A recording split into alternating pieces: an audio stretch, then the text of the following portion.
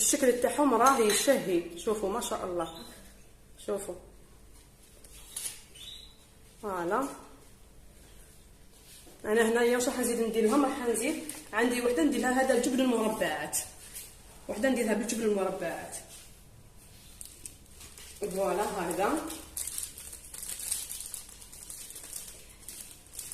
هذا كما نقولوا انا يعجبني كيف تقسمي الحبات تاعك ويجي هذاك الاستيكي هكذاك، يعجبني. راح نضيف غير هكا 3 حبات برك للتزيين. هذه الثانيه. راح نزيدو الثالثه نديروها هنا في الجنب، وهذه الثالثه هكذا